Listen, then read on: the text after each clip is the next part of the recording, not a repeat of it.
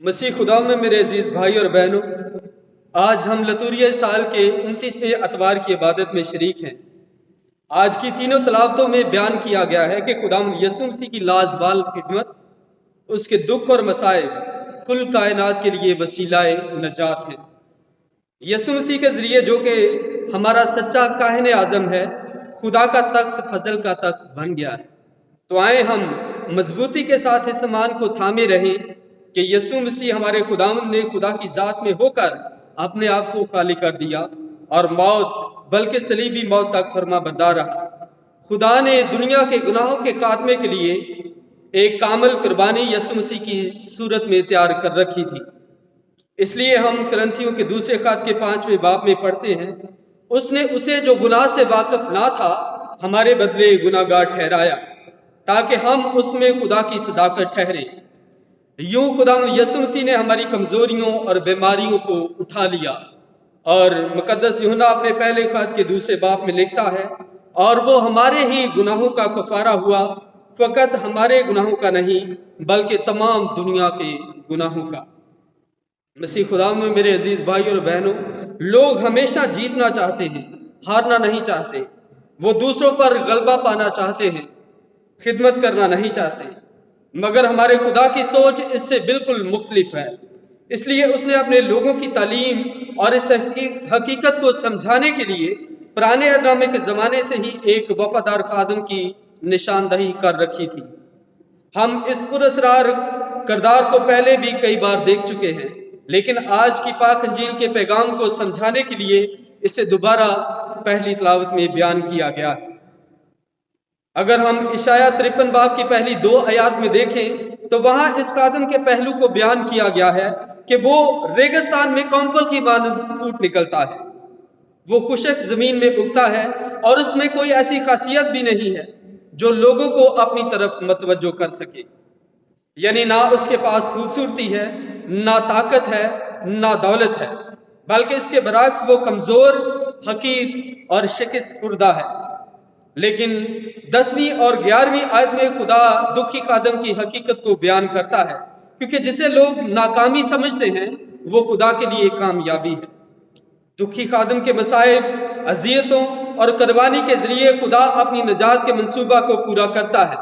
اگرچہ وفادار خادم نفرت، ناانصافی، تشدد اور ناانصافی کا شکار ہے، لیکن وہ اپنے ستانے والوں کو ان کی بدیوں سے آزاد کرتا ہے۔ وہ یسوع مسیح کی کامل تصویر پیش کرتا ہے جس نے انسانیت کو غلبہ پا کر نہیں بلکہ عاجز ہو کر، خدمت کر کے اور اپنی جان دے کر انہیں بچایا ہے۔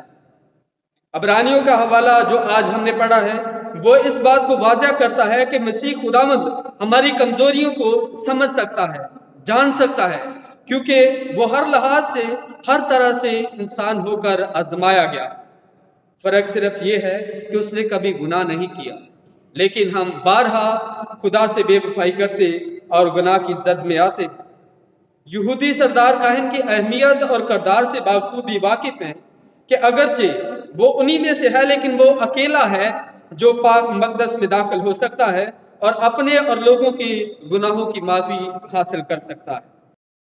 یسوع مسیح ہمارا کاہن اعظم ہے جس نے آزمائش، درد، تکالیف اور موت کا تجربہ کیا ہے۔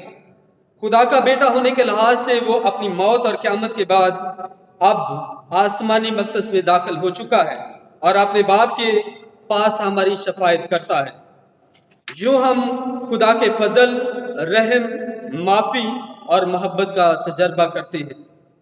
مقدس مرکز کی انجیل کے 10ویں باب کے آغاز میں خداوند یسوع مسیح اپنی اذیت کی تیسری پیشن گوئی کرتا ہے، لیکن ان پیشن گوئیوں کے باوجود مقدس یعقوب اور یوحنا خداوند یسوع مسیح کو ایک انقلابی رہنما سمجھتے تھے۔ وہ اپنے ہم عصر یہودی عقیدے کی تائید کرتے ہوئے یہ سمجھتے ہیں کہ مسیحا ایک سیاسی لیڈر ہوگا جو داؤد کے تخت پر بیٹھے گا اور دوبارہ متحدہ اسرائیل پر حکومت کرے گا۔ لیکن انہیں یہ پورا یقین ہے کہ یسوع مسیح کے یروشلم کے آخری سفر کا مقصد رومی حکومت کا خاتمہ ہے، لہٰذا وہ یسوع سے یقین دہانی چاہتے ہیں کہ وہ اس کی بادشاہی میں پہلا اور دوسرا مقام حاصل کرے۔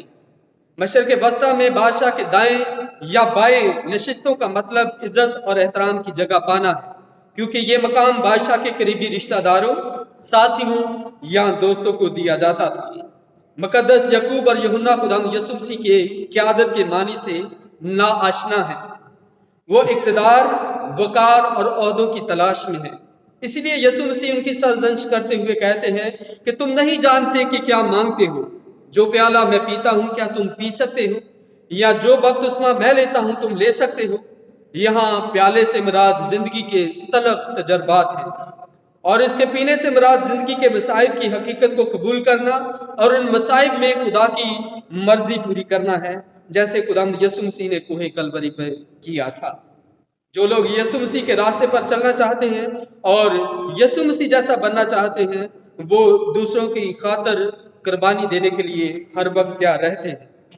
یعقوب اور یوحنا نے اس وقت بغیر سوچے سمجھے خداوند یسوع مسیح کو یہ کہا تھا کہ وہ یسوع مسیح کے پیالہ اور بپتسمہ میں شامل ہو سکتے ہیں، لیکن اس کی قیمت کا اندازہ انہیں بعد میں ہوا۔ تاریخ بیان کرتی ہے کہ مقدس یعقوب کا سر قلم کر دیا گیا اور مقدس یوحنا کو جلا وطن کر دیا گیا۔ اس طرح وہ دونوں بھائی خداوند یسوع مسیح کی مانند سچے خادم بنے اور خداوند یسوع مسیح کی تعلیمات کے مطابق دوسروں کی رہنمائی کرتے ہوئے اپنی جان قربان کر گئے۔ یسوع مسیح نے اپنے شاگردوں پر واضح کیا تھا کہ اس کے مشن کی نوعیت کیا ہے، اسے کیسے پورا کیا جائے، اور شاگردوں میں عظمت یا بڑے ہونے کا معیار کیا ہے۔ یسوع مسیح ان تمام باتوں کا خلاصہ ایک ہی جملے میں بیان کرتے ہیں کہ ابن انسان اس لیے نہیں آیا کہ خدمت کرائے، بلکہ اس لیے کہ خدمت کرے اور اپنی جان بتھیروں کے بدلے فدیہ میں دے دے۔ یسوع مسیح کا کہنا ہے کہ انسان خدا کی نظر میں عظمت، عاجزی اور خدمت کے ذریعے ہی پا سکتا ہے۔ یسوع مسیح کے مطابق عظمت اس میں نہیں کہ ہم دوسروں سے کیا حاصل کرتے ہیں، بلکہ اس میں ہے کہ ہم دوسروں کو کیا دیتے ہیں، کیونکہ بے لوث خدمت، محبت، عاجزی اور قربانی ہمیں خدا کی بادشاہی میں بااختیار بنائے گی۔ یسوع مسیح ہم پر عیا کرتے ہیں کہ جب طاقت اور اختیار کو دوسروں کی خدمت کی بجائے ذاتی مفاد، خوشی یا فائدے کے لیے استعمال کیا جائے تو پھر یہ مسیحی طرز عمل نہیں ہے، اور جو ایسا کرتے ہیں وہ غیر اقوام کے رہنماؤں کی مانند ہو جاتے ہیں۔ اکثر با اختیار لوگ دوسروں پر حکم چلاتے ہیں، جیسے کہ ہمارے اپنے ملک میں ہوتا ہے، کیونکہ ہمارے حکومتی عہدے داران سرکاری ملازم کہلاتے ہیں، مگر وہ بادشاہوں کی طرح رہتے ہیں۔ انہیں ہمیشہ دولت اور اقتدار کی بھوک رہتی ہے۔ وہ اپنے اقتدار، اختیار اور طاقت سے لوگوں کو مجبور کر کے ان کا فائدہ اٹھاتے ہیں، لیکن یسوع مسیح بجائے اپنی عزت اور جلال کے اپنے اختیار کو دوسروں کی خدمت کے لیے استعمال کرتا ہے۔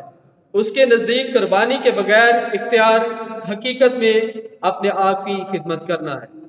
میرے عزیز مومنین، اسی لیے آج خداوند یسوع مسیح پاک کلام کے ذریعے ہماری مدد و رہنمائی کرتا ہے کہ ہم اپنی زندگی میں اپنے کرداروں کو دیکھیں، اپنی پوزیشن کو دیکھیں، اپنے اختیارات کو دیکھیں کہ ہم ان میں کہاں تک خدمت گزار ہیں، ہم اپنی کلیسیا میں کہاں تک خدمت گزار ہیں، ہم اپنے خاندان میں کہاں تک خدمت گزار ہیں، یا ہم اپنے چھوٹے بہن بھائیوں، ہم جن انسانوں کو جنہیں ہماری مدد کی ضرورت ہے، جنہیں ہماری کیئر کی ضرورت ہے، ان کے ساتھ کہاں تک خدمت گزار ہے، یا خدا کے کلام کو یا خدا کی باتوں کو کہاں تک عمل میں لاتے ہیں۔